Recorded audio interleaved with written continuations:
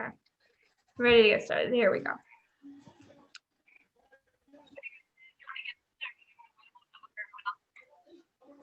Okay, so this is our survey. I have since embedded some images too to kind of liven it up a bit.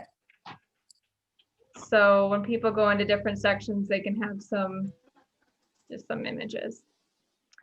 So we left off at the very bottom. We were discussing, I think we were at the end of the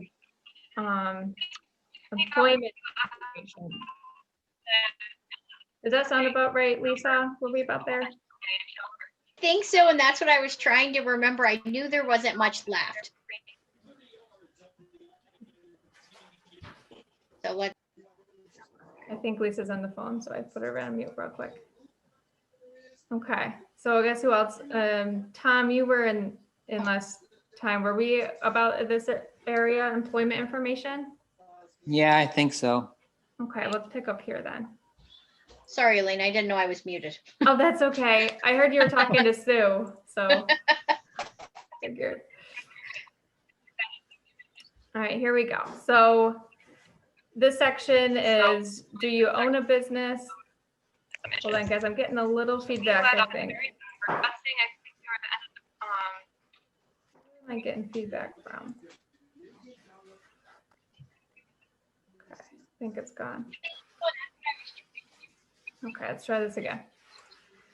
So we've got a section here about whether or not someone owns a business in the town and the village, both or outside or not at all, which will prompt them to the business owners survey. Right here, we've got what type of job, what sector they're in to capture that information. And then the telework question you guys had discussed last week, whether or not they're working from home and how far they are from home. And then if people do work or commute, ask them why they do so. And then how they get to work. So those have all been incorporated into this section. Then we've got a telework question about what are some barriers to being able to successfully complete tasks from home. So is there any other employment related questions aside from the business owner survey that you guys wanted to capture in this section? I know that I'm interested, but I'm not sure that it's the right one. Sorry, I'm looking through the updated one. I'd like to know how many people are working full-time or part-time. I think that's interesting when we're trying to figure out if people are making a livable wage when you look at the number of people that utilize like departments of social services. Because I think there's a lot of part-time work that happens, not necessarily a lot of full-time work. Yeah. We could ask if, how many hours do you work a week? Something like that. Sure. Do you think that would capture that?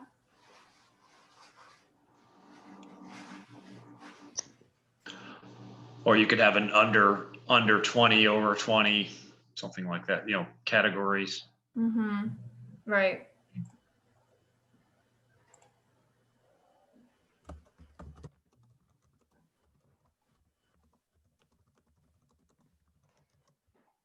Okay. I'm always interested in workforce because that's what I do for work, but I don't know the purpose. And I wish Cassie was on tonight because I don't know what the village, Ed, you're on. What does the village intend to do with the survey when it's done? Because not only am I interested in how many people are working full-time or part-time, but I'm interested in the occupations that they're working in. And I think that is captured throughout here, but what are you guys looking to do with the survey as part of the board? I guess I can't really speak for the rest of the board. But yeah, I guess I thought the survey was part of what the comprehensive plan committee is going to look at. I mean, we obviously there's going to be some valuable information. There's going to be some trends and some not trends, but I don't really know what we're I think we'd be looking for some guidance and see, what there's some things, I guess, depends on how, it looks to me like it's somewhat generic. I mean, if it's a generic type survey, it'll give us some stuff. I mean, there's some issues that we are probably dealing with specifically. We talked a little bit about the utilities and things like that. Ed, you're buffering, bud. And, that sort of thing. So I don't really. Oh, no. That's been I really said, I bad. think, yeah, he's, Bad connection. Ed, do you think you could call in because we've got some bad audio for you?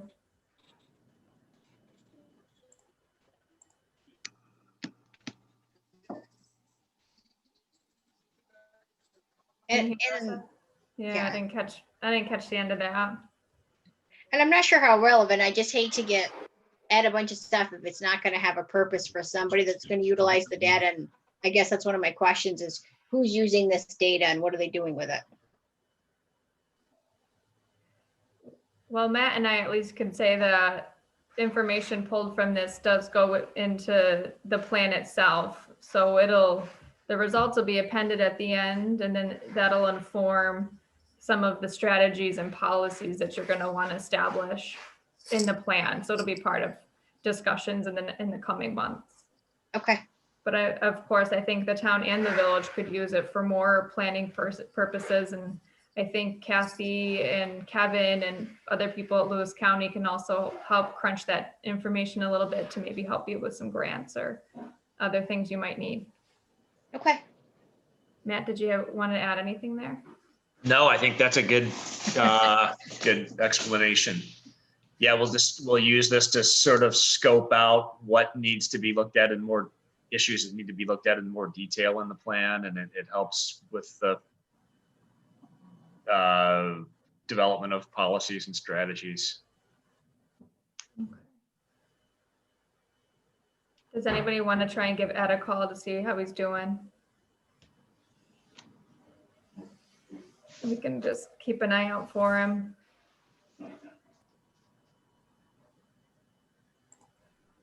Okay, I'm going to go back to sharing my screen so that we can, here we go.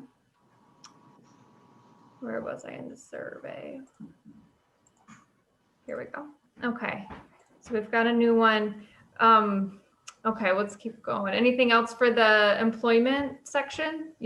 Basically here, you'll know whether someone owns a business or not, what sector they're working in, whether they're full-time or part-time, how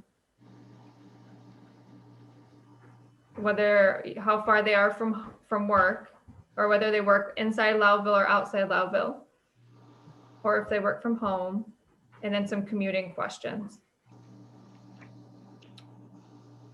It's quite a bit, really, I think. Covers a lot of bases.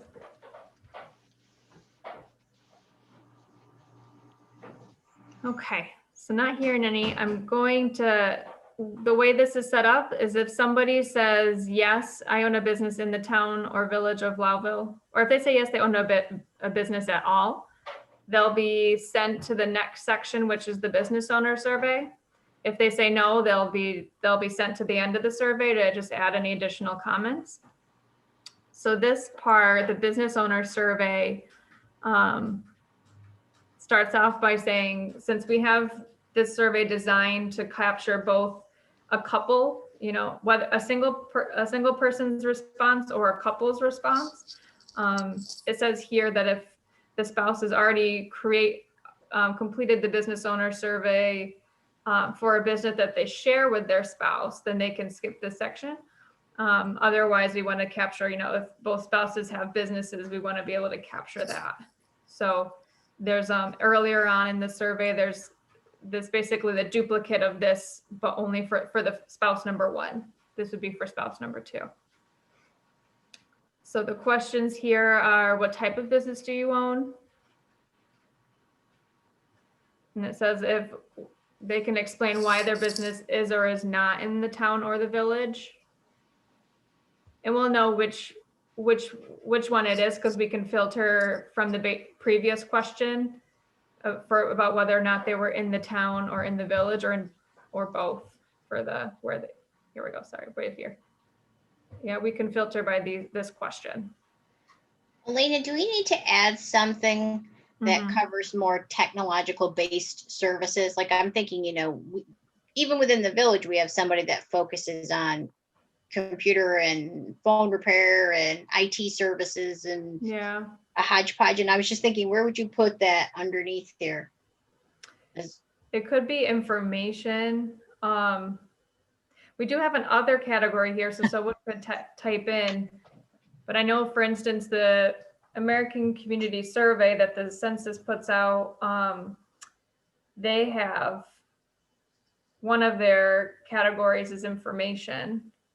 And they've actually got categories that are slightly different from this, but just slightly. I mean, they've got, I think, a couple more. So if you wanted, we could try and mirror what they use in theirs.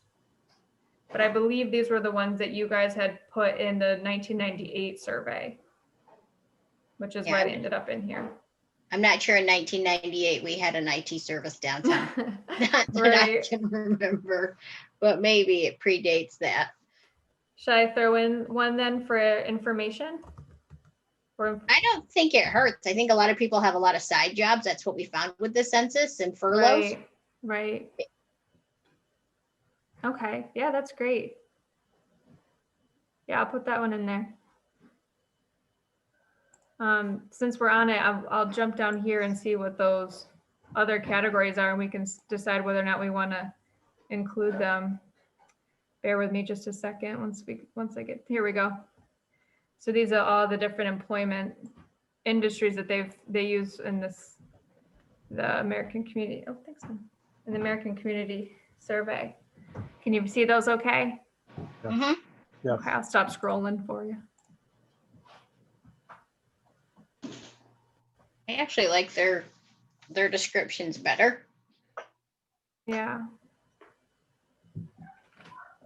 Yeah, we can do that. We can take all of these and then, so there's information right there. Yeah. Got a couple other kind of expanding on some of the. I think we've got, hey Ed, is that you? Yeah, got that. I need to open my email again to find the meeting ID, and then it asked me for another ID, and I didn't punch anything in, and then all of a sudden I'm here. So Well, it looks, when you first signed on, it sounded like you were playing an instrument, but I think it's done. Clicking. really, Yeah. it kept saying on the screen, it doesn't log in. Long story short, but it didn't log in on it never works well on my laptop. So I used my girlfriend's laptop, and it's worked before with Zoom meetings, but it kept saying my connection was unstable. So I kind of thought there was something going on, but I can't hear myself, so I didn't know how bad it was. Goodness. Well, we're not going to be able to see anything, but we'll try our best to describe it for you. Yeah, it's fine. That's fine. I could probably bring it back up and just go off the phone, but it's fine. You Yeah. can just pick up where. Don't worry about what I missed. It's fine. Okay. All right. So does everybody agree with Elisa? Should we want me to put these different industries in it under the types of employment? Sounds good. Okay. Yes. All right, great. I will do that. Let me just make note of it.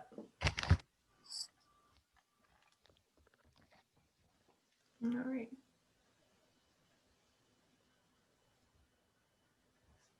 Okay. All right, let's head back to the survey. So I'll get that updated. We've got, a description of why they may or may not be in Lowville. Give you that kind of idea of what keeps businesses within the town or village and what reasons they go outside of the town or village. Does your business have an online component? And then if your business is partially, completely, or going online, what services would you like to support your efforts? And that came from last week's discussion as well. Nice wordsmithing. Thanks. So I think those are pretty good questions for your business section, and it's more than what you had in the last survey. But is there anything else that you might want to capture there or remove?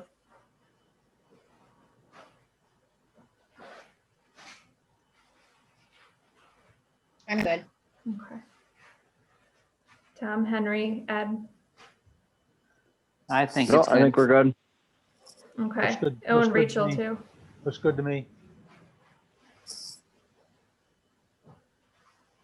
Okay. Good. So then the last section here is additional comments. So if you or your spouse or partner has any additional comments, this is where they can add it. So one, if people are interested in participating, they can say so here. Again, it's still a confidential survey, so that if you wanted to contact them later, they'd have to put their name in the comments, and I could probably mention that in here too.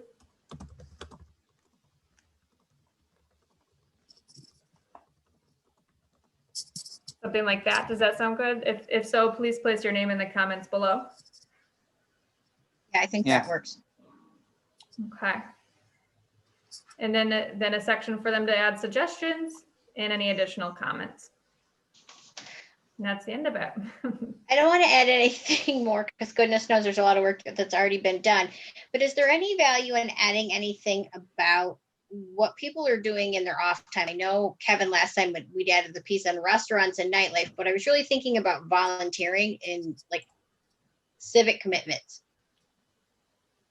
And I'm not sure what the board would do with that, but I think it's interesting as we're always trying to find ways to meet gaps in the community. I think we have more people doing their part and taking part in community activities than we recognize. I don't know if it has any value in this survey does it fit here? I think that's a question for the committee. Do you guys think that could be useful for you down the road? Ed, did I hear you? Yeah. I'm just thinking kind of ongoing on those lines. I guess just my somewhat opinion, being involved in some organizations, there's a lot of cross organizations, I guess, or, like a lot of people that may be, obviously there's the veterans groups. And then I would venture a guess that almost every, I don't want to say almost every, but you got, Lions Club, you've got, Elks Club, things like that. So I think that's where the similarities would lay. But I'm wondering too, kind of like what Lisa was mentioning, as far as, is there a gap there? Meaning, do we have enough people volunteering? Obviously like church organizations are big as well, but is there, maybe the library can't find volunteers, or I'm just throwing out examples. So which, there might be some things where we have like everybody and their brother belongs to the Elks Club, but there aren't enough people volunteering for other things. So, there might be some, I'm just thinking off the top of my head that I think most people that I know of aren't just involved in one organization. It might be more than one. So, there might be some obvious cross volunteerism, so to speak, or whatnot. And there might be some gaps that we might be missing, or there might be more needs of the community than we're aware of.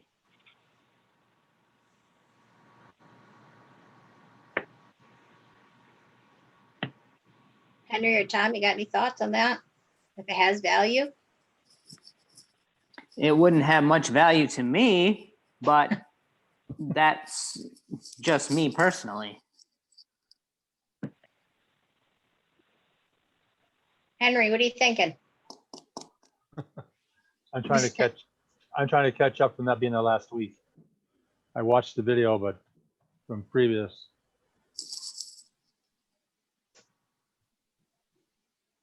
Do you think having something in the survey about, there is a whole section that you have on community characteristics, So that would really fit into that portion of it.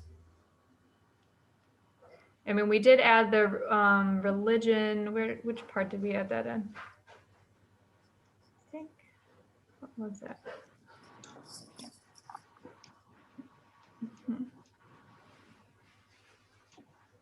I think we added it under 10, wasn't it, when we rated community services and infrastructure?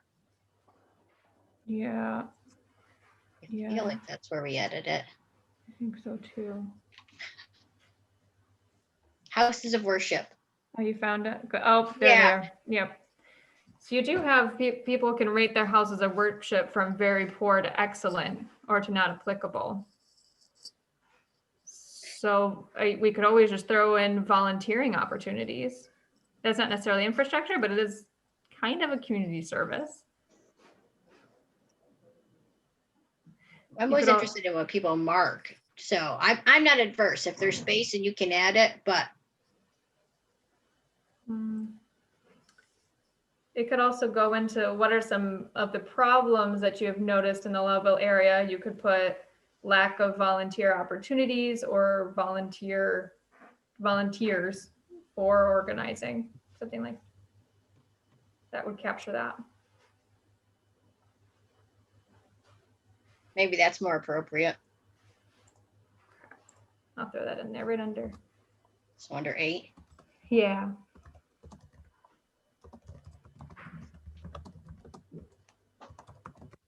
So Ed and Henry, don't shoot me. I do have one more thought. Not We to knew put- that, Lisa. Stop now. I told the mayor not to put me on here.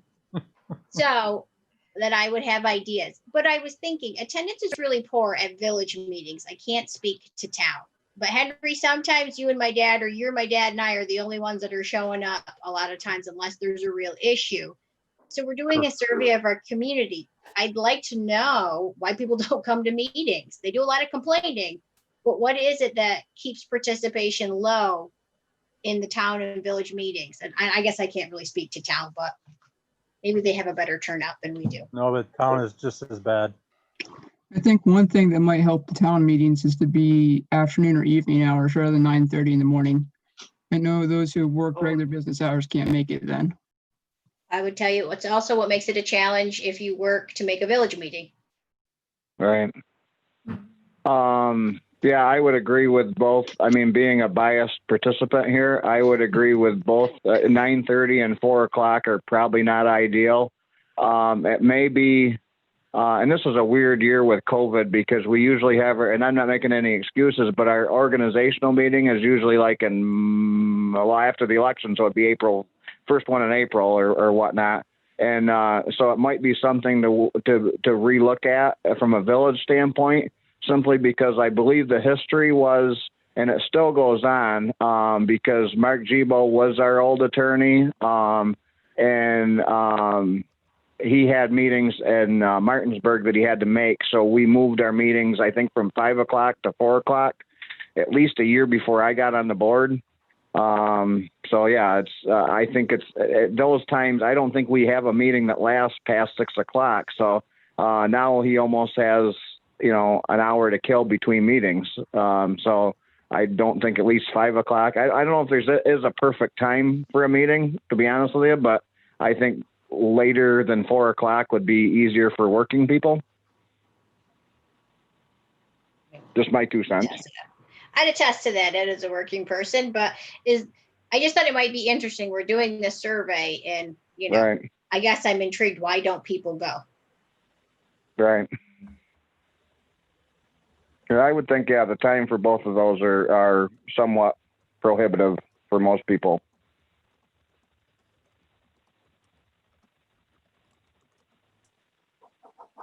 How about a question along the lines of, if you have not been to a town or village board meeting, please explain your reasons why. I guess the other thing too, not to say that it's not an issue, because I would like to see more participation as well. But I think partly, and when Lisa said we hear people complain, there's so many different ways to complain other than at your barber shop now, in this day and age. And there's also, I mean, Lincoln Lewis does I bet you 90% of our meetings, he does the county meetings. You know, there's a lot of ways to, I guess, still stay informed without actually being there. So, but yeah, but some sort of way, shape, or form to put in a question like that, I think is a very good thing to do. Yeah, because I guess, Ed, after you've said that, I'm thinking if you do not attend meetings in person, why? Because it'd be interesting I'm watching Lincoln Lewis County after the fact too, Ed, if I can't make a Right. meeting. Yeah. So it's, and it's, I mean, you don't realize it, I guess, being there physically, and I still would rather show up. I think I get a better, even if I've been to Village, I used to go to county meetings a lot. You get a better perspective if you're there. But, I find that, I say to somebody, well, how, I bring up some issue and they say, well, this is what you guys did. And I look and well, how do you know that? And it's because they go online to find it out. I mean, it's just kind of the way it is.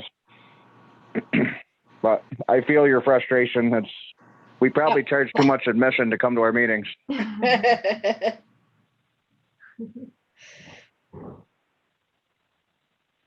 So how does this sound? If you do not attend town or village board meetings, please let us know why and what would encourage you to participate more. Something Sure. along those lines. And I guess, well, I don't know if this sounds, I got to word it differently or whatever, but I guess how do you, back 20 years ago too, you had two newspapers competing for news. Now I mentioned Lincoln Lewis. You've got, you've got all different internet type ways to get your news. I guess that's what would fascinate me is, if you, do you choose to be informed in village and town issues? And if you do, what's your, and what format or what form do you get your news from? Because I think that's ever changing as well. Ed, I like that one a lot. Yeah. I get what you're saying. There's nobody there, and I've always said too, and that's the frustration I have too with our public hearings. And I'm not saying that you guys, whatever we're talking about, don't have a right to complain about what it is that we want to propose by any stretch of the imagination. But what's awful hard, a lot of times at public hearings people are there to forge a complaint, and you don't hear the people that are in favor of what you might be proposing too. So it's just, like I say, it's the whole participation thing. So it's a different way to look at things. I mean, it's not everybody, so if you only have a few people that are there, does it mean that they don't care? Or is it just the fact that they, maybe they're happy? I don't know. Mm-hmm. So yeah,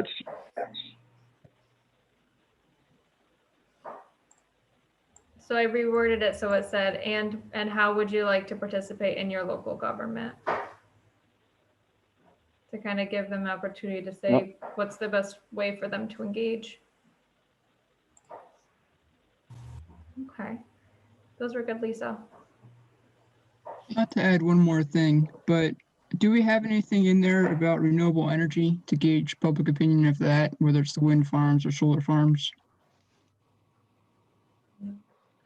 Rachel, on number 10, we talked about utilities in general, about rating infrastructure, but we didn't break it down. all right. I can't remember if it was Randy or someone else at our first meeting mentioned that that's one reason why we were updating the comprehensive plan is we don't have anything in there about the solar energy. So I didn't know if it'd be beneficial to gauge public opinion of that. I think that's a good idea. Yeah, I would agree. Okay, I'm thinking of where we want to put that. You think in question 10, Lisa, the one where you rate the following community services and infrastructure? Well, I think it would tell us one way if they were in favor of it, but Yeah. I mean, it almost makes me think it should be its own separate question. Yeah. If you really want to know how people feel about that particular issue. So it's not lost. I'm thinking also it could go under the question of how much do you agree or disagree with the following miscellaneous growth and development objectives for the next 10 years? That we can say encourage renewable energy development. Or we can I would split out wind and solar. and I'd ask solar, one right? for Yeah, each. I agree with that. Yeah.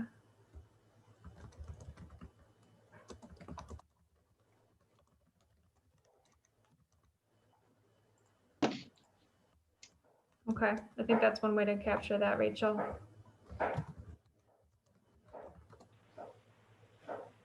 What did I lose?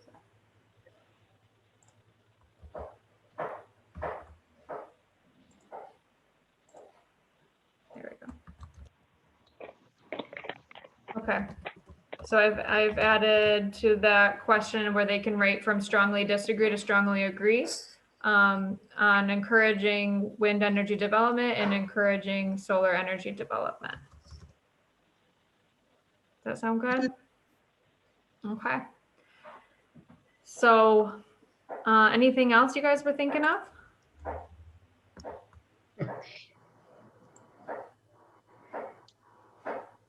Speak up, Lisa. Speak up. Yeah, but now I participated a lot last time. You're just like your dad. I don't know if that's flattering, but I won't tell him that. What I think I can do now is just give you a quick preview of what the survey would look like from the participant side, so you can kind of see how it would flow. I know, Ed, you're not going to be able to see, but bear with us. Rachel, do you We're have fine. visual on your end? Yep, I can see. Thanks. Okay. So here we go. I'm going to share my screen again with you all.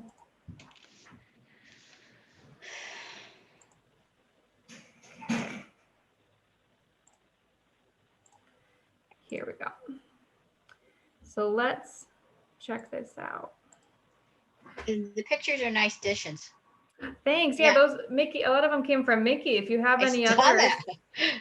yeah, he gets a lot of credit in there. But if you guys have any others you want to throw in there, by all means, promote the town any which way you can in the village. So this is the first screen they'll see when they type in the link. Some feedback I got from the commission staff is that this introductory letter is pretty long. So obviously people have the option of reading it or not reading it. But we definitely don't want to discourage people from taking it because they think there might be too much reading. So if you think we should cut that down, we can do that.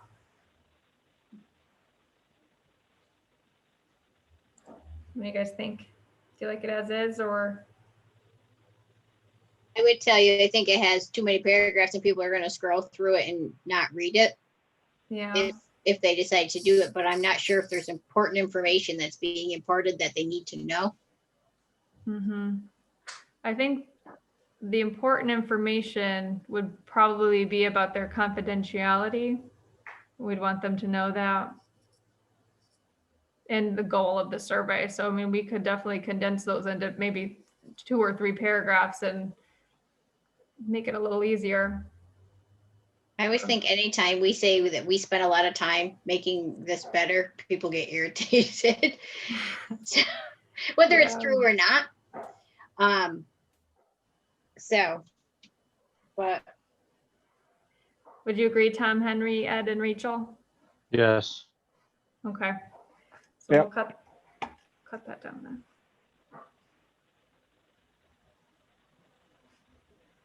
All right.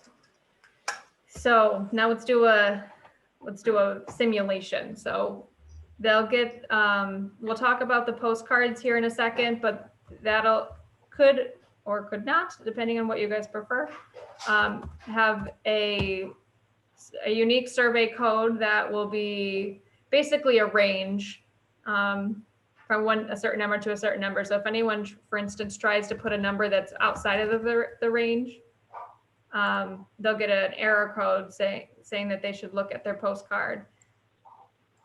So let's give a number that's within that range, and then it'll let you go into the survey. So that's kind of one little stopping point, that if they don't have their number, or if they're outside of the town, or if they're trying to do this another way, it might be difficult, but it is one way of controlling who gets to submit the survey. And that might be something we discuss here shortly. So once they're in, we've got the household demographics. I'm just going to click a couple. Also note that none of these questions are required. So if people want to skip over certain questions, they can. The only question I have is required right now is, are you married or in a domestic partnership with someone? So that we know whether or not they're going to be filling out 2 surveys in this or just one.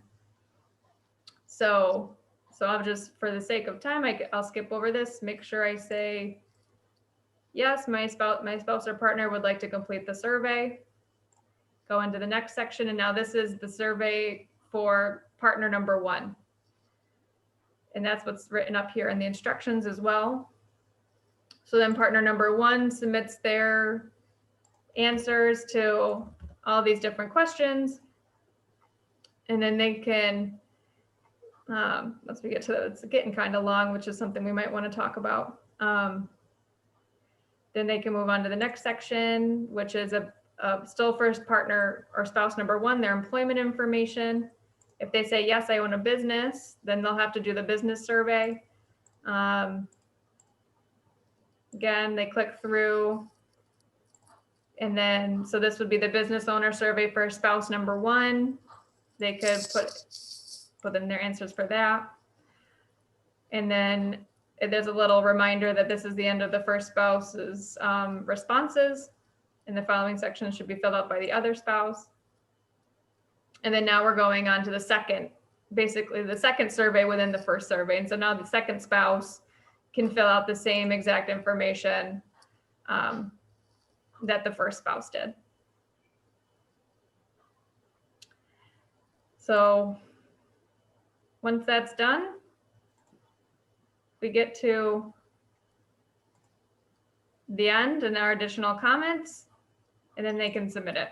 So on our kind of the finish page, or the congratulations, you've completed it page, I have added a little blurb saying thank you, you're invited to stay involved in the process, and here are a few ways for you to get involved. And those are obviously things we can edit too. The first one is just telling your friends and neighbors about the survey. The second one's about the strengths, weaknesses, opportunities, and threats exercise that the commission typically does with comprehensive plan updates. The third would be attending one of these working sessions that that happens on Wednesdays. The fourth would be having some sort of comments or comment card within the town or village office, or even online.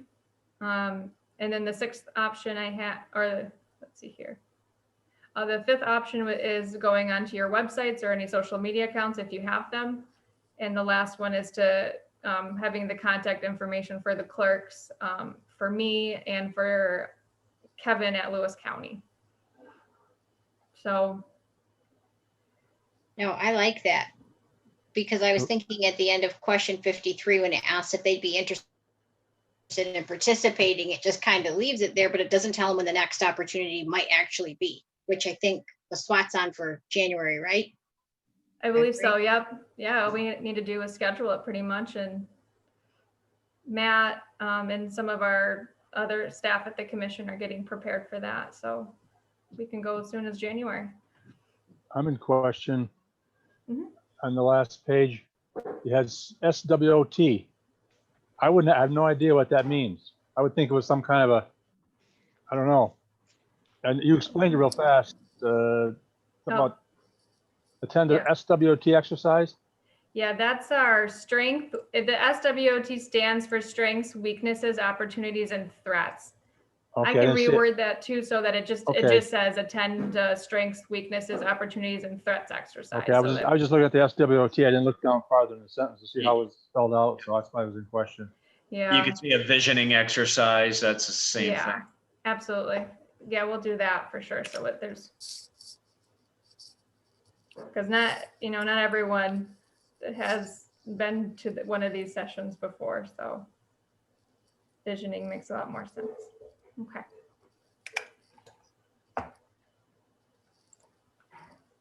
So any other thoughts on, I maybe want to have a discussion real quick on the length of the survey. I know I had a couple people in the office run through it and give some of their comments to us, and one said that it was a bit long. So what do you guys think about that? I mean, I think the questions you have are good, but something to consider.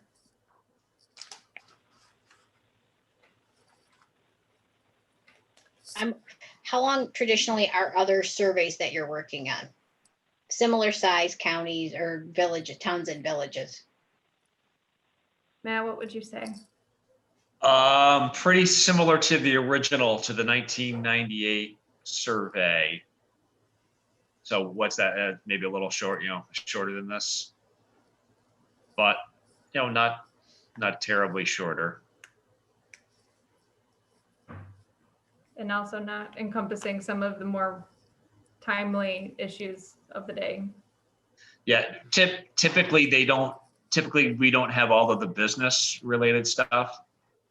And I know back in 98, it was two separate surveys, residential and then business, but here we're kind of combining them. I guess just because of the online nature, it's easier to do that. So if you don't have a business, it's a lot shorter, right? Right.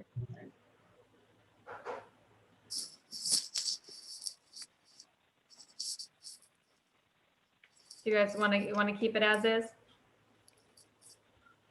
I guess as surveys go, I didn't think it was too long, but my investment is different than if I got my postcard in the mail and didn't know what it Right. took to get here.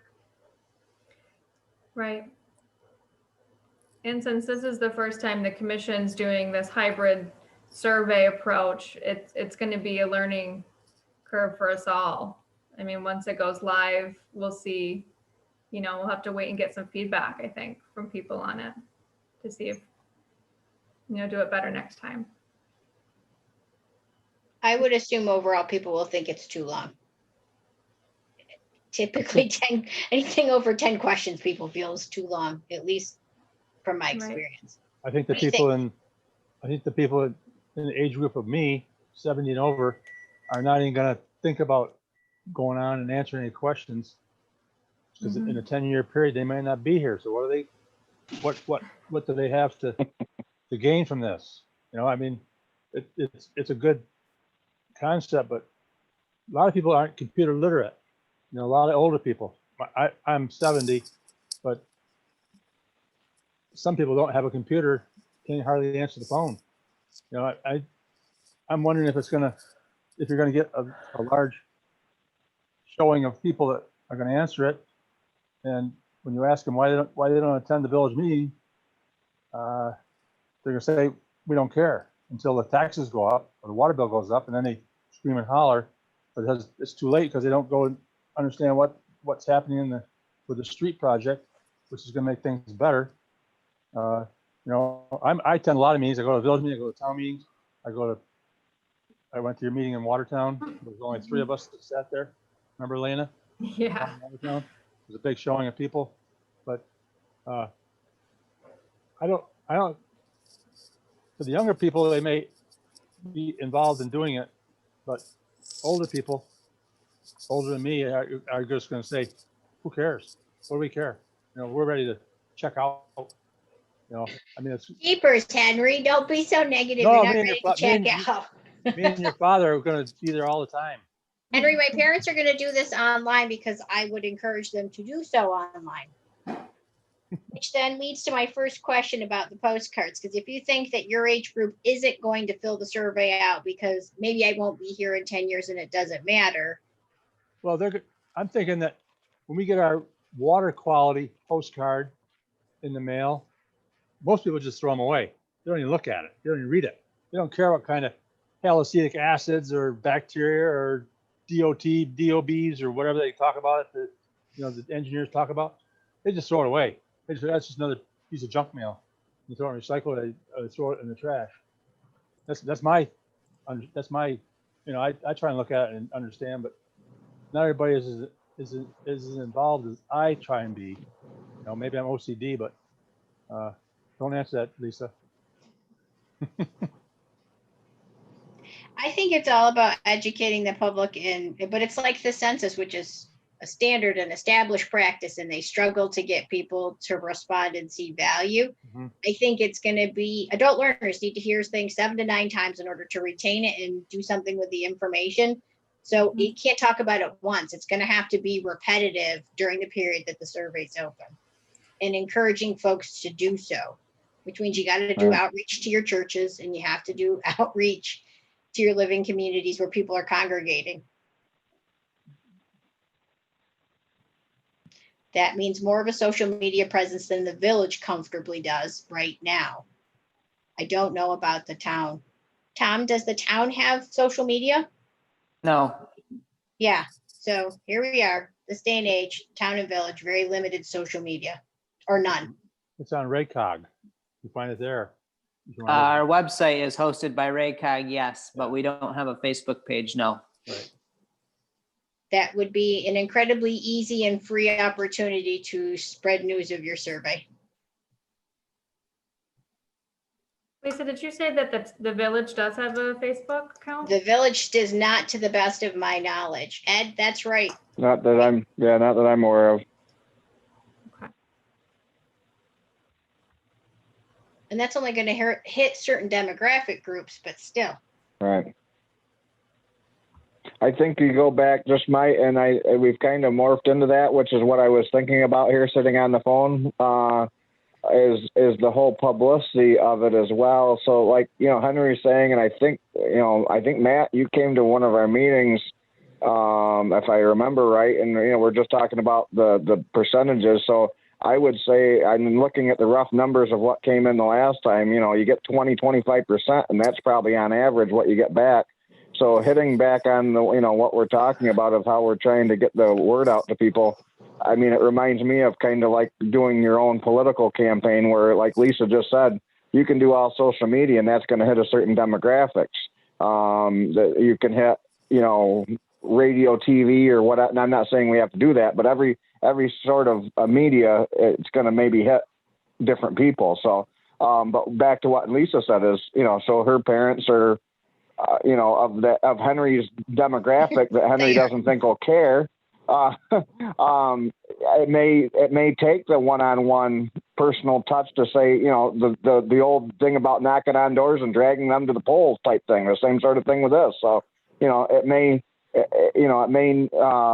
take that sort of thing. So I think any sort of a way to promote it, social media or just, the postcards or just, even direct mail or whatnot, I think is going to be a plus. It's not going to ever hit everybody, but hopefully we get enough information to make it worth our while. Rachel, I'm interested. What are your thoughts?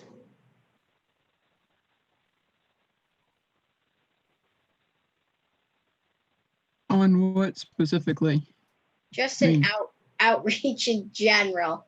Okay. And getting people to complete the survey.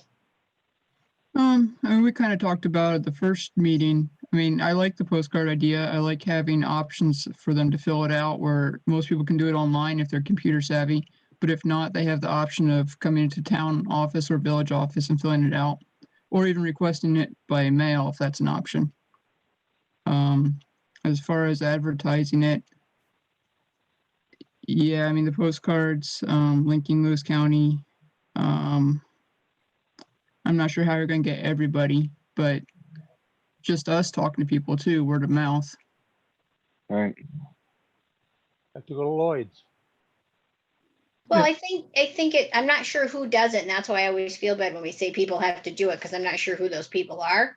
But I'm thinking things like we have subsidized housing, mixed housing, we have Valley View, there are churches, there are some people that we know we have to get information to because they hit larger groups of our residents all at once. And I'd hate to see groups missed because we didn't plan out how to share well. Like you need to let your nonprofit agencies know, what the village is doing and information's available because they spread information like wildfire. And LCOI, so Lewis County Opportunities, has a neighborhood center downtown. It would be helpful to have your surveys, at least for pickup there, available. Mhm.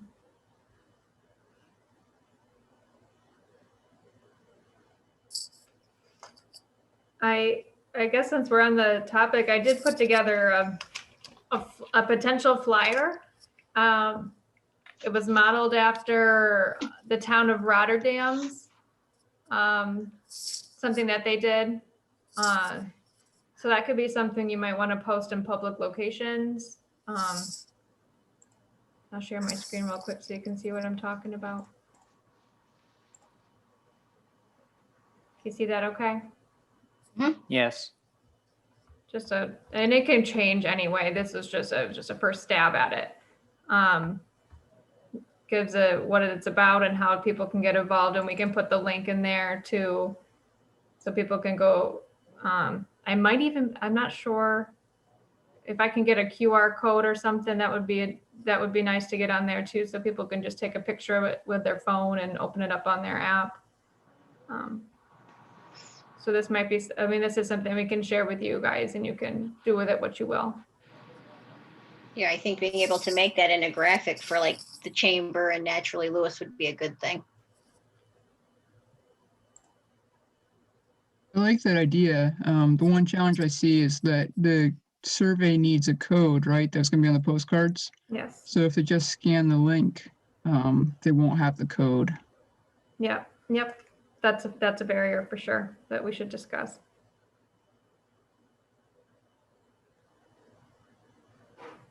But both offices would have staff who could give you your code if you don't have your postcard, right?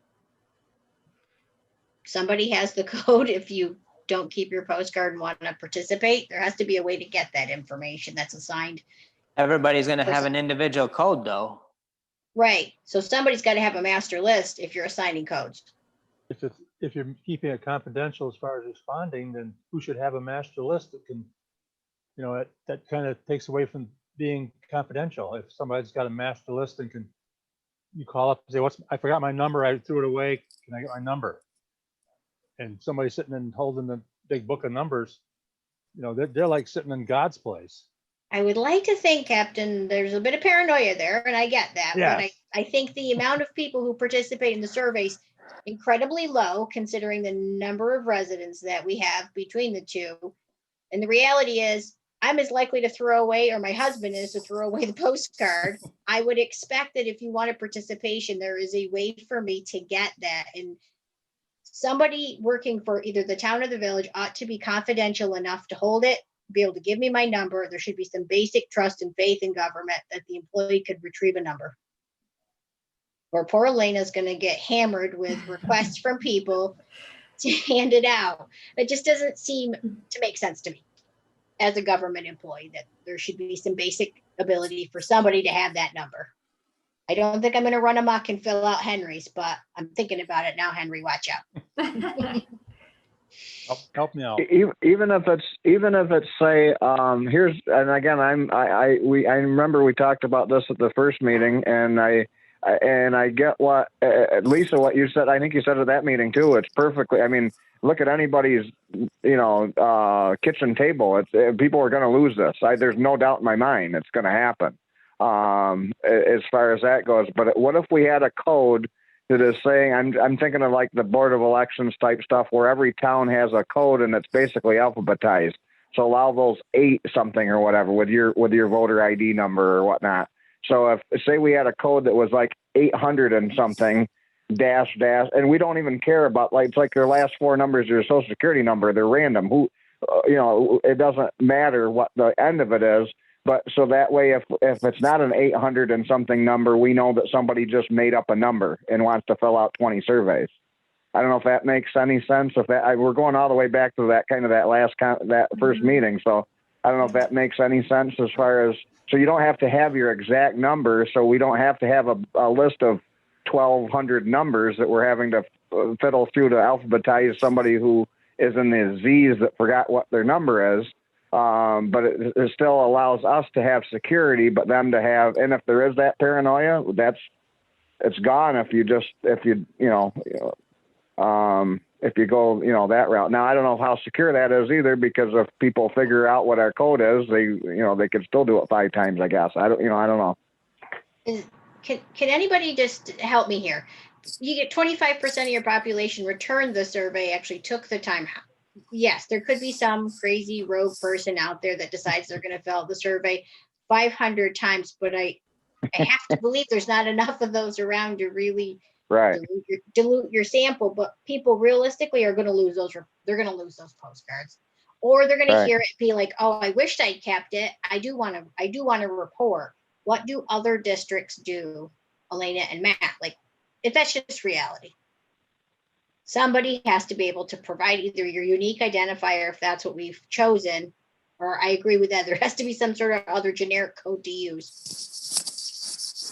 Yeah, we're trying to sort of figure this out for the, we've never done this before. We've Oh. typically only ever do mail out and mail back paper surveys that get scanned. So this is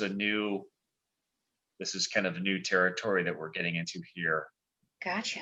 So that's why we're trying to figure out, how to do it with this code. I do have a thought, kind of going off of what Ed was saying. We can still keep the unique identifying codes for all the parcel, everyone who's a homeowner, or at least the parcel, addresses that we have on through Lewis County. And I don't mind being the gatekeeper of that, so that there's only one person not affiliated directly with the town or the village to, maybe keeps a little bit of an anonymity. That's kind of the way things work in research institutions. If they're doing like human subject research, you still have, one person who will have the database with like personal identifiable information, but that information's only kept on one computer and only one person has access to it. So that's kind of my mindset going in this, that and it doesn't have to necessarily be me. I'm volunteering so you guys, can remain neutral, I guess, in this. And so that's my one thought. If we wanted to keep the postcard idea alive and kind of keep that unique number alive. And if we wanted to create a unique number for everybody else who might forget theirs or who might see the survey on the website or somewhere else, or maybe a bulletin and they don't have a number, we can have a specific number for all of those people. So that when I look into my survey into the spreadsheet and see that we have, when that number shows up, I can know, okay, well, this person either forgot their unique identifier or they didn't have one to begin with. So we can look at the data almost separately, the people who did have the unique identifier and those who maybe used this different code. How would they know the different code? I think we could put that in the instructions in the survey. If you lost your postcard or if you never received one and still would like to fill out the survey, use this code. Which will be just the same number for all of those people. Right, yeah. Oh, so you can track it, yeah. And I mean, typically in data science, the number 999 means null or no information. So I think I might use some put that in there somewhere. So it'll be easily recognizable. And plus that'll help us too if someone is trying to fill out the survey 500 times, like Lisa, like what could happen, we could easily just pull up that number and then see how many duplicates we have, duplicate answers we might have there. Still, some people might answer it a little bit differently, but they might be filling it out more than once. And again, that's just might be something we'll have to accept, but it might not be that many people. It's my understanding you're going to use the addresses off the real property records to send out these postcards. If you are, we have several landlords in the villages. I only have 3 houses in Lowville, but some people have 15 that have this, have the same acronym or secret code that doesn't say their name. It's they got some weird organization that they use for their, so how you gonna know the names of if you send 3 to Henry Avalon at 3 different addresses on Park Ave where I live, then my post office woman's gonna probably bring the 3 letters to me because it's gonna say my name and, it doesn't belong to my tenants that I have renting from me. And I'm just in question if it's gonna take some of your sampling away, or you don't want to get information from tenants that don't own any property or just renting at this point because they don't want to get into the housing market. I'm just in question, Mhm. just throwing it out there. I mean, I would say you would want to capture renters' information as they do live and work and play in the area. Yeah. So, and one way, the way I looked at well, 2 comments. One, the postcard doesn't actually have someone's name on it. It just has, it'll say that like the resident, I'm trying to remember, I think it says resident and their unique number. So instead of having their name, it'll be their unique number. Right. And then their address below it. So what I ended up doing with the real property data is I took out addresses that had duplicate owners, which may or may not have been the right thing to do. Which as we have it now, that would mean that if you've got 3 properties, Henry, you should only be receiving it once. Right. But those properties which are owned by you but have renters, they might not get a postcard, considering that they've already been removed from the data set.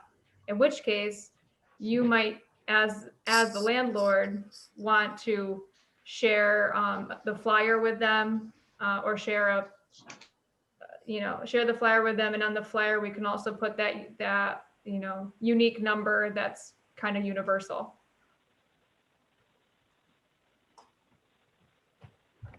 But that would be, something, it would have to be, like you guys said, the word of mouth, making sure the flyers or information gets to those multifamily units and to any sort of community centers, so that people who aren't homeowners, but are residents, should still have that opportunity to participate. Thank you. Rachel, what do you I think? like your idea of having that universal code so anybody can take it if they see the flyer or they see it on social media somewhere. I mean, another option is just to have no code, no code, anybody just fills it out. Right. You could get the situation where somebody fills it out several times, somebody with an axe to grind of some issue, but that's the trade-off, I guess. Mm-hmm.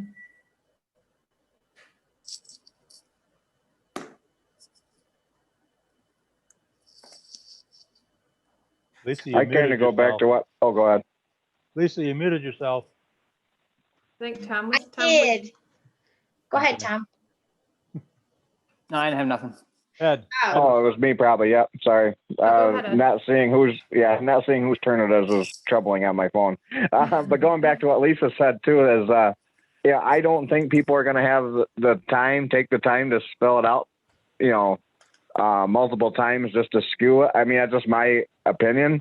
But if, like I say, if you just gave them some sort of a code and go back to what Elena said, if you lost your code, that'd kind of tell you what percentage we had the people that lost their. It would tell you guys in the future how many, if postcards are a good idea, or if people just lose them, because it would tell you right there if they had their original code or if they had the generic code. But really, does it, like Matt says, does it really matter if we just didn't have any code at all and we just trusted people to fill it out once? I mean, Okay. Ed, you had me sold on no code until you said, well, it would tell you if the postcards had any value and people kept right. them. Right. That's all I'm thinking of myself, is if we just went to what Elena said is, we wouldn't really care about tracking what percentage or as far as what, we wouldn't know who filled out what answer or whatnot. But it just, I don't know if, like I say, if we would lose sleep one way or the other on it, but like I say, for future reference for them, it would tell us how valuable the postcards are. And I mean, I don't know. I mean, Lisa and I are about the same age demographic. So, I mean, I guess we don't, like I say, I just wonder if it'll go back, and especially just on the heels of a census, if people are going to get confused about it or just not, not take their mail that seriously.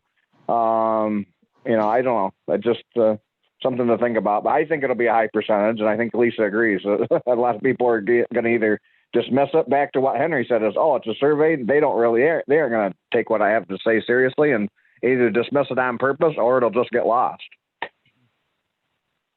But, it's. You're speaking to the choir, Ed. But I know Ruth felt strongly that the postcard was necessary, and because we need to hit so many different demographics for Lewis County, people learn Right. differently, they hear their information. I am more of we don't need a code, but if you want to send out the postcard to say there is a survey, that is certainly a good way. Most people at least give a cursory look of their mail, whether it ends up in the junk mail pile or not. At least it's an introduction to this concept. Mhm. It's as important as having it probably in the mail as it is to put it on the moose, or WLLG that we're doing a survey. So, Mm. and cost doesn't seem to be an issue. So it's not a matter of funding. I believe Cassie said that there was funding, right, to help with the survey. She did last time, yeah. So, Ruth's not here, but I feel like we're going to hit all the demographics. It's important we hit it in a way that makes sense to all of those different age groups. Henry reads his Right. postcard and he tries to make sense of it. Mine goes in junk mail, and I probably may have looked at it briefly. But if I saw it in social media, I'm more likely to click on my phone and do the survey right then and there. So I think that hits all those age groups. And I don't think Tom's a whole lot older or younger than us, so he should weigh in. Ed. So, Tom, what are you thinking? I would pay attention to the postcard because I look at all my mail. See? So I think we have to, and I think Because we if have to you- do a postcard.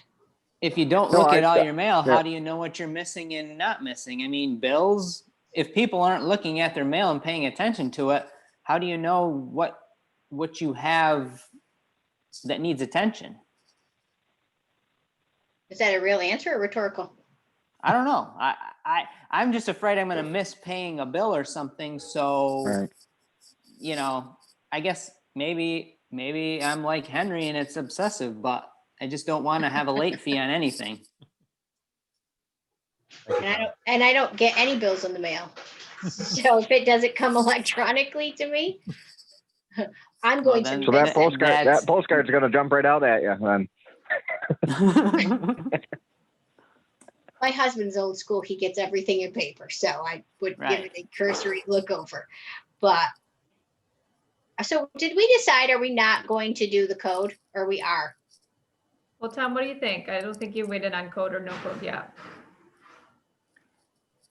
I can't imagine anybody's going to try to fill out the survey a whole bunch of times just because they have an axe to grind. If they have a problem, they're going to let somebody at the village or the town know long before they fill out a survey 500 times online. Right. I don't think there's a need for a code, but maybe I'm too trusting of people, I guess.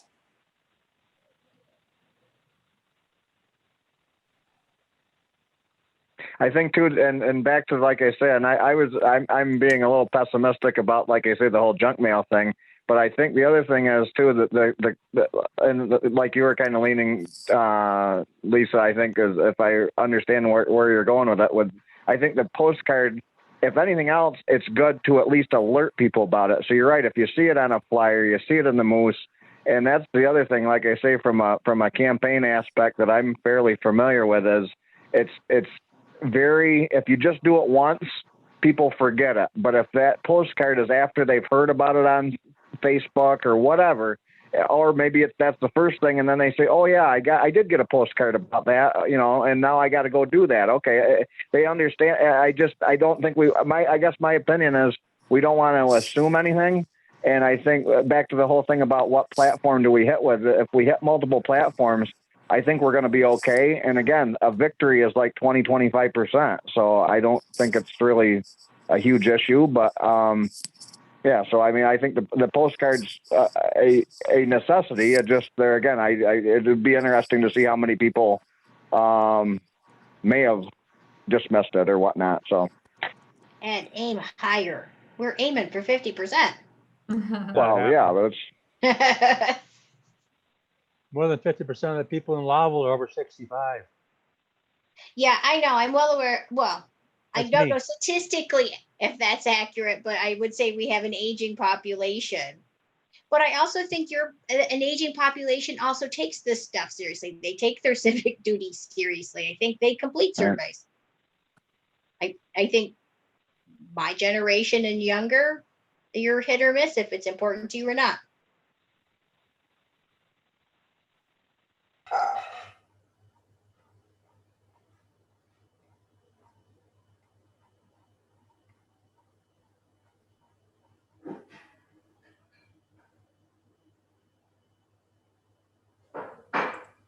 I'll be interested to see if people fill out the survey and say why they don't come to the village town meetings. That's what I'll be interested in finding out, because I sometimes at the meetings reference myself as Joe Q Public. I'm not talking for myself because I have no axe to grind.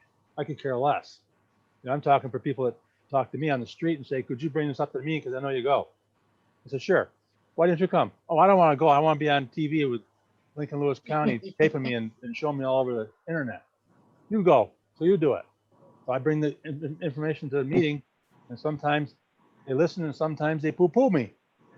You know, just like they do your dad. well, that never happens, Henry. Well,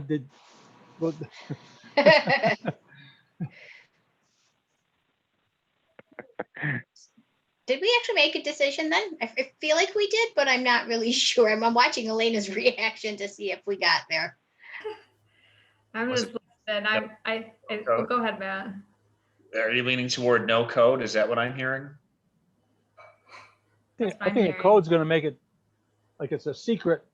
If you lose your code, then you can't answer the survey. If you want participation, don't make it so restrictive that it's a secret from who it's coming from, that the code is going to identify Henry Avalon, or Lisa Hessner, or Tom Woodrick. You know, if you fill out the thing, like Ed said, who's going to fill it out 500 times unless they're really OCD? I'm sorry, that's me. But I'm not going to fill out it 500 times. Thanks, Tom. I'm gonna They only do that in take Philadelphia 500 anyways. Henry's house. Say again, Ed? I said to Henry, they only fill it out 500 times in Philadelphia. Yes. Okay, No, like I guys. say, I'm good. I'm good with either way. Perfect. Okay, so I guess we'll go with no code then and see how it goes. What do you think, Matt? Did you have something you wanted to Yeah, say? I think just we'll try that, see what happens. It's certainly a lot simpler that way. Yeah, That's for sure. less work on us at least. You're welcome. More Okay, confidential, more anonymity. right, Sure. right. And another thing too about the survey or the postcards, they'll have the link to the survey on them, but they can also have information on where they can pick up a paper copy if they don't want to go online. So Right. giving people options there would be good. So do you guys want to look at the postcards real quick, and then we can maybe choose one that you like, and then I'll get a draft up and sent over to Coughlin so that we can get an official invoice for you that you can send on to Lewis County for that funding. Does that sound good? I agree. We've got about 15 minutes before 8, so I think that's something we can do in that time. Okay, so I will share my screen again. We can look at the postcards. So here's one. That would be the facade of it. Looks like it's downtown and a parade. And then on the back side, information saying you're invited to participate in the comprehensive plan update process. And then this description we can edit any which way you want. Currently, just for Henry, so you can hear what's being read is, do you enjoy living, working, and playing in Lowville? What are some things that you would like to see improved? To answer these questions and more, please fill out the comprehensive plan survey located at the link below. Those who prefer to fill out a paper survey can do so in the town and village clerk's offices during regular office hours. You may bring this postcard to fill in a paper. You must bring, well, we don't need to do that anymore because we won't have the unique ID anymore. And then it's got a link to the code, and then we'll have the address on the right-hand side. So that's postcard number 1. I guess before we move on to the second design, what do you guys think of that text? Do you like that, or did you want to add anything or make it, include some more information? We could also put in, for instance, like the phone number for the clerk's office so that they could, or our phone number, someone's phone number, so that they can call and request one over the phone. That could be another option you'd have. That might not be a bad idea to include the phone numbers to the offices. Mm-hmm.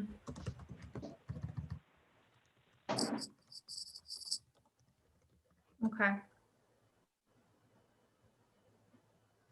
Any other thoughts up there?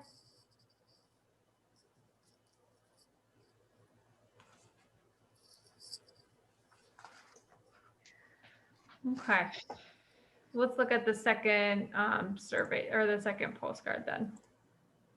And this one, just a little bit, just different design really, but the same thing on the inside. Or on the other side.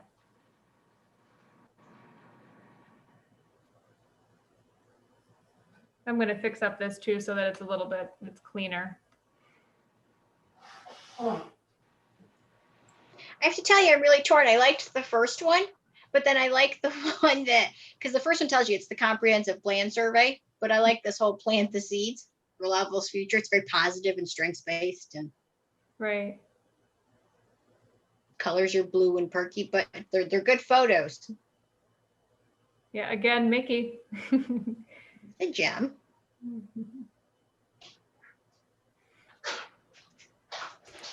So do you guys have a preference? We'll say the left-hand side of the screen is option 1, then the right hand is option 2. I like option 2. All right, we got to vote for option 2. Henry, where are you voting? I'm kind of mixed. I like either one of them. Yeah, I have to tell you, I like them both. Yeah. Yeah, I like them both too. My question is not to be real anal, but on the second part of on the back side of the postcard, it says Town of Lowville. I know the Town of Lowville encompasses the village, but it says Town of Lowville on both cards, and people might think, well, I don't live in the town, I live in the village, so why should I answer this Oh. survey? I mean, I'm being a little bit devil's in the details, but some Right. people might say, Town of Lowville, I don't live in the Town of Lowville, I live in the village. I'm not gonna answer this. I'm not gonna, nobody's gonna listen to me, But maybe No, Henry, it's a minor point that nobody will be concerned about. No, that's a good point. That's why I had it highlighted in yellow. I wasn't sure Yeah. exactly what return address would want, if any at all, really. I'm just looking at it from a myopic sense of view. Myself and Lisa's father, we analyze everything, right, Lisa? Speaking to the paranoia that I sometimes think is present there, Henry. But I do agree that some people are very literal, and if they didn't see village on there, may not think it applies to them without some context around it. Mhm. What address? I mean, do we even need an address really on the postcard? If we're gonna have phone numbers in the text. I think not. I mean, if it goes back, it's our local post office is going back to our local post office. They're gonna know how to get it back to a town or a village. All right, and they're the same, but I mean, they must have a different number, but they're the same building, so it's, yeah. Or you could just do town and village of Lowville and leave the address. There we go. That works too.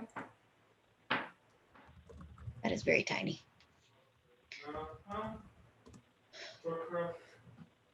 Okay. So we got one vote for the aerial image. The planting the seeds for Lowville's future. Anybody want to vote for any other one?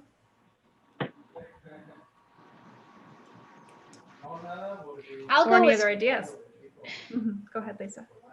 no, I equally liked them both. The images are good. It's the second one is very catchy from a marketing perspective because it's very positive. We have this agricultural background. We're planting seeds. Like, you know, there's so many tie-ins there. It shows a business, or it shows yeah.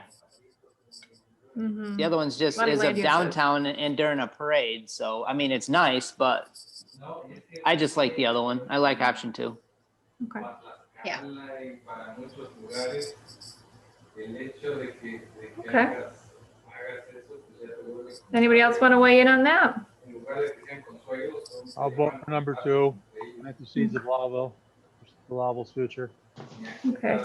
Otherwise, it looks like we're just partying all the time. Like, That's Henry. He's a wild person. Rachel, did you want to weigh in? I like them both, but option 2 is fine with me. Okay. Great, then I think we'll go with option 2. Now, I'd say the next couple of questions are a little about size and, just details about it. So do you guys want to do a 4x6, which is your standard picture size, a 5x7, a little bit bigger, or a 5.5 by 8.5 inches, which is a little bit quite big?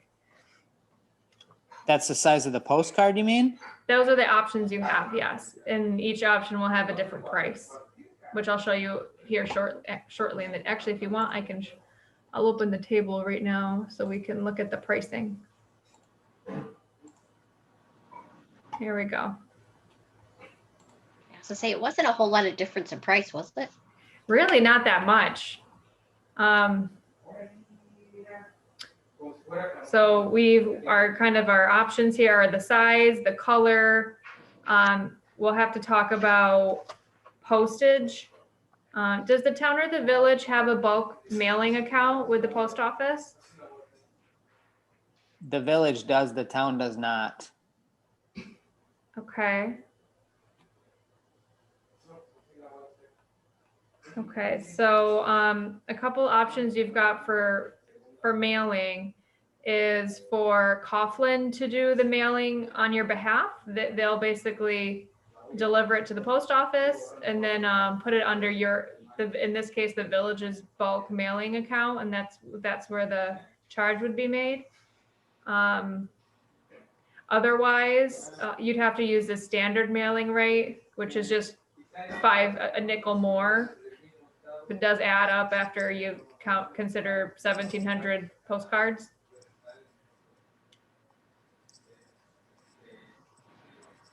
So do you think is that a question for the village, for the clerk, or for the board? I think that's a question for them. Okay. I agree.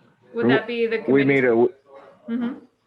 we meet a week from today too, so I can bring it up tomorrow morning. To the clerk's office and send an email tonight. It doesn't matter to me, but that sounds like that's probably the way to go about it. Okay. Great. All right, I'll put that then as our preference. So we'll be looking at this first section then that I've got highlighted for prices. So do you guys, what does the size matter? Do you have a preference for the size? Well, Tom and Henry weigh in. You look at your mail. What's more eye-catching to the two of you? Well, it's got to be in color, number 1. I Yeah. agree. So black and white's out. Mhm. 4x6 would work for me.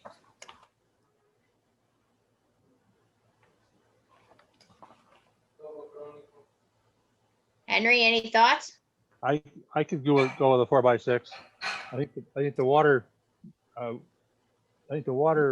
quality comes out on a 4x6 when they send it to us. And so my only question is, if you go with a 4x6, is the wording that you have on there, that little paragraph, Elena, is it legible? Readable. Is it readable? Exactly. The little paragraph. Yeah. If we add phone numbers in, I'm definitely, what I'm gonna probably need to do is get rid of some of those boxes, you know, in there with the link and make it a little bit more legible. Because for instance, let me go back over here. It's yeah, it's really tiny. That font is font 8. Can't hardly see Okay. it. Yeah, I mean, if So- and it's at I need a bigger 100%. Yeah. So I need can a we bigger see the font. can we see the next size then?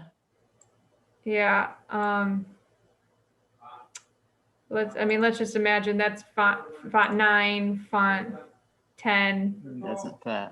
I think you're going to need to be at least at a 12. Well, that's what I would say too.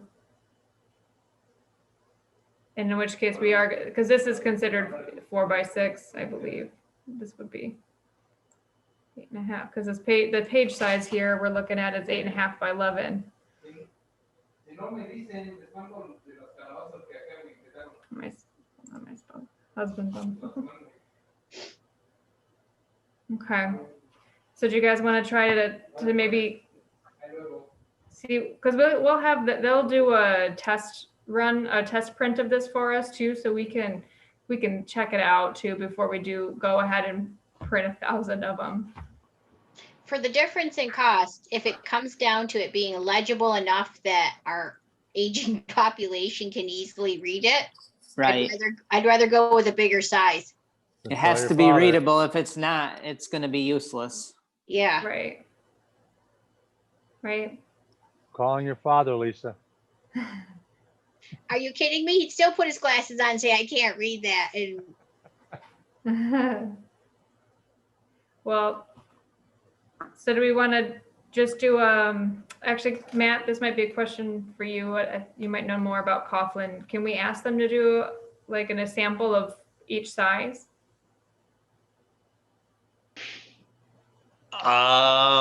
We can ask them. I don't know. Gonna be a setup I don't cost. see the harm in that. Coughlin's usually is really flexible when we work Like a with them, like a mock-up. A proof Yeah. in each size. Yeah. Yeah. They should be able to do that. Okay. All right. Well, I'll do some editing too to that text so we can get it at least in 12 font and see how, if we can get it onto a 4x6, and otherwise we could go for 5x7, because the difference really, I mean, it's a $120 difference, but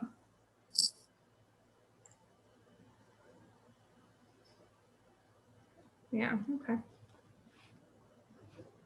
All right then. I guess maybe the only other question I wanted to ask before we sign, does anybody have anything else on the postcards before I moved on? Thanks for your work on them. Yeah, no problem. I don't see a big difference between the 5x7 and 5.5 by 8.5. It's only a few Right. bucks. It's only a few bucks for 1,700 cards. I would do Exactly. the larger card with the larger print for Yeah. dictaphone and myself that can't read without our glasses on. I mean, there's a lot of people that You aren't the only ones, Henry. I know. When I get Senator Griffo or Lisa Stefanik's stuff, I just throw it away. I don't even read it. I don't even look at it. They might have something to tell me, but I don't even look at it. I don't even care. When you get the government mailing. So the larger the card would probably be better. Mhm. Font larger. Because it's like $40 some more for 1,700 more. Yeah, I think I would agree with that. I mean, that's basically half the size of your regular letter sized page. And then there's no issue. Yeah, and then they basically just print to the edges, and they're, for them, they're not even wasting white space. Just cutting it in half, and so it seems like it'd be pretty easy for them on their end, the Kaufman side. See, Henry, you're proving my point about people throwing their mail away. Yes. But yeah, and I would agree. Yeah, if it's a standard postcard size, they're going to think, oh, it's the village letting us know we raised the rates again or whatever. And I think if it's a unique size or a little bit bigger, it might be a little bit more eye catching, a little bit more stand out to people. So. Okay. All right, great. So, any last thoughts on the postcards?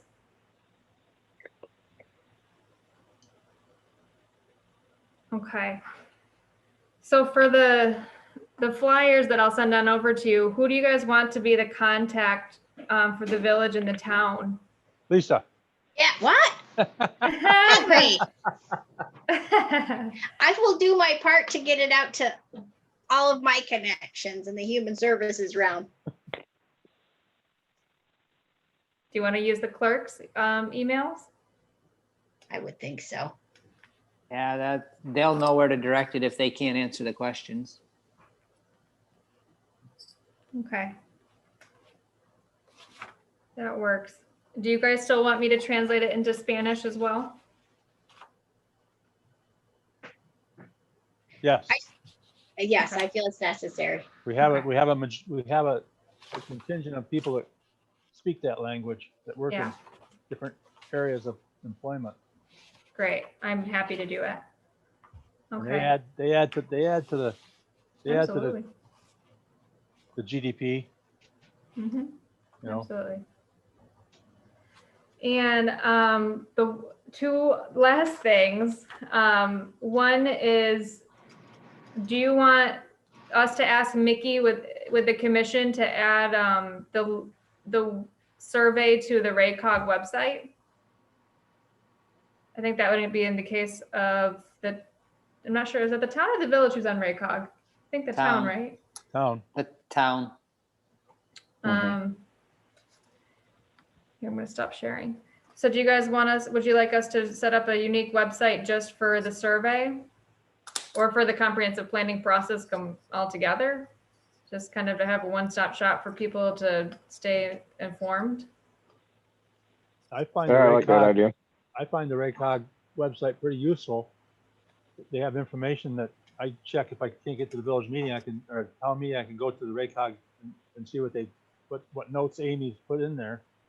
You know, and I would say probably a large majority don't even know what RACOG means in the I village. tell you, I don't, Henry. See? Mhm. Have to ask Tom, he's a town employee. Regional area. River Council of Area Governments. Council Area. of Governments. Yeah. Okay.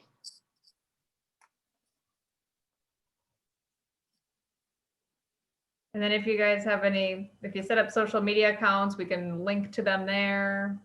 See, Ed, this is a perfect time. The village needs to get social media. And then they need to put out where the construction is for the day. Oh, wait, maybe that's just my Yeah, personal. that changed. We're gonna have to have a GPS thing with that or something. That changes by the hour, I think. No construction in 2021, though. We'll have it all done. Okay, but this is a perfect reason to launch social media. It is. Absolutely. And would you guys like to put a deadline on the survey? I would think so. I would think 30 days. 30 days? 30 days, give them a chance to think about it, sleep on it. Wait, when do Decide. you want to launch it? When's our launch date? I guess that would depend on postcards. Unless you wanted to launch it sooner and try to do word of mouth and then let the postcards come in after. No, I'm thinking before the holidays is a bad time. Yes. I'm Very thinking, bad. yeah, I think people are busy and crazy, and then you had COVID, and it's not a good time. Yeah. And we're just a couple of weeks away from Thanksgiving. Like the deadline, like January 30th. Yeah, if you launch sent it them right out the after. first week of January and January 30th be the end, that's 4 weeks. Mhm. It's the same time we get our county and town taxes, so everybody be really interested in having something more to fill out. Maybe you don't want to do a survey when taxes are due. Okay. So open it January 1st and close it January 31st? Sounds good. All right, sounds like a plan. Was there anything else you guys wanted to discuss about the survey? No, but thanks for all the work you do, so we're ready to do it. No, not a problem. That's what we're here for. So before we sign off, the last thing I can share this with you in an email as well. But I did want to just show you quickly. I've got the community profile and the maps, the preliminary maps. They're all basically, they're up for review. Let's see here. It's again in our shared folder. I've got that in here. So you guys can start taking a look at it. And, if you have, I would recommend reading through it. This is just the community profile. So it basically takes in census information and American Community Survey information, the comptroller's office data, and parcel data, essentially, and crunches basically the numbers to give you a snapshot of the community. Elena, Yes, go ahead. on the draft for discussion, purposes is misspelled. That's why it's got a red line underneath it. Yeah, thanks for catching that. Well, the computer caught that. I just happened to see the red line. Yeah, It's missing an R. yeah. See, Henry, look at how well you can see small print. I got my Yes. glasses on. And what a great editor too. This is the kind of editing we need. So I've got this in our shared folder. So it'd be great if you guys could take a look at that. And then in our next meeting, this is what we'll be focusing on and discussing more. So essentially we've got it broken down into demographics. We go into an area with economics and land use. So pretty interesting too, if you kind of gives you a pretty good idea of, of what's going on in the community just by looking at the data. And some of these graphs too, just have it noted that they entered a little bit wonky into the system because I did this in not Google Docs. I did it in Word and then uploaded it to Google Docs. And so some of our images are a little bit, and the graphs are a little wonky, but I'll send a draft in Word, in the Word, so you guys can download it with the graphs as they are. But if you wanted to make edits to the text, I would recommend doing that here because it's done in real time and live, and anyone can be working on this document at the same time as anyone else. So I would prefer not to have any control over your document, but Henry, if you read through it, it talks about the median age of the village. She was scrolling far faster than I could read and read. I know, yes. I am. Not enough time in the day to read this whole thing right now. But yeah, there's the median age. You were right, Lisa. There is an aging population. And it seems to be aging more than the county and state, or at least at higher numbers. So I will send you guys an email with all this information, and then we can meet and talk about it next month. Okay. I've got December 2nd as the first Wednesday, so I'll see you guys at 6:30 then. Still work for everybody? Same. Yep, it's already on the. Same way. Zoom it. Yep, same Zoom. You guys are all welcome to meet in person too. And I guess let's see here. Henry, you weren't there last week. Tom, you were there in person, right? Last week? Yes. How did that work for you guys? It worked good. Everybody there though agreed that they would sign on tonight at their houses.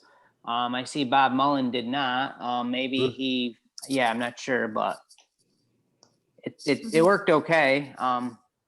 we couldn't see the screen as well as we can in front of our own computer at home. Right, though. just, I like this better than looking at a big TV screen or whatever. Because you still I had to walk up to the screen if you really wanted to see the writing. Mm-hmm.